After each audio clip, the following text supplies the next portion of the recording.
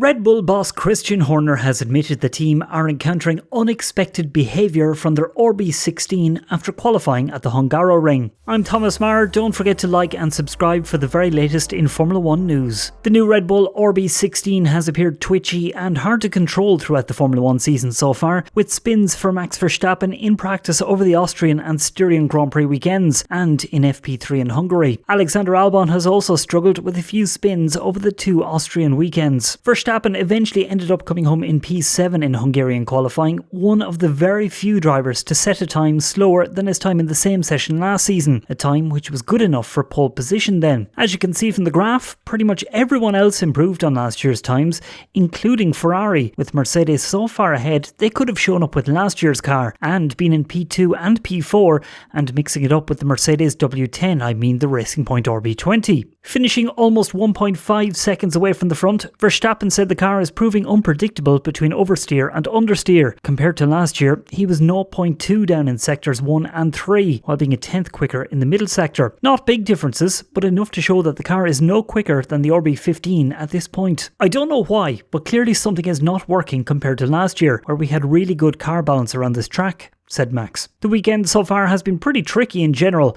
It's hard to understand why, as we've changed a lot of things, but it doesn't seem to have given us a lot more lap time. Around here, you really need a stable car, which is very hooked up in the second sector, but we're just not connected balance-wise with oversteer and understeer. Nothing has worked all weekend. We're way too slow, and it's really bad. In terms of pace, we're not the fastest. We'll see tomorrow. I haven't seen us this slow in a very long time. Dr. Helmut Marko said they believe the issue is chassis related. It must be in the area of the chassis, where some parts don't have the stability and the airflow breaks off. We thought we found the issue and thus rebuilt the car overnight, but that wasn't the case. There are still aerodynamic things that we don't understand and make it impossible for the drivers to set a competitive lap time. We lost half a second in both sector 2 and 3. Before we get to Silverstone, we need to understand this problem, which seems to be a fundamental one. The design team behind the RB16 is no different to previous years, with Rob Marshall and Adrian Newey heading up the technical departments, along with Dan Follows on aerodynamics. The car is believed to be a simple evolution of the RB15, with the only significant changes a redesign of the front suspension and some mild aero work. Rather than this being a design flaw, it's likely that the issues for the RB16 are simply that they haven't figured out how best to unlock the speed and stability of a design that's yet to mature. Team boss Christian Horner said, "Today's qualifying performance was not what we have come to expect as a team, and we simply didn't have enough speed. There are some unexpected behaviours in the cars, and we need to understand the cause of this quickly. Max made it comfortably through to Q3 on the soft tyre, but just didn't have the balance and therefore the pace to set a time faster than P7. He tried to improve his lap time on a second Q3 run, but with only one set of new softs available in that session, he was unable to improve on a used set of soft tyres. We now have to work hard as a team in order to get as much as we can out of the race and ensure we have some points on the table and understand the car behaviour we're experiencing this weekend." Alex Albon was knocked out in Q2 and down in P13. He was obviously disappointed after the session and explained,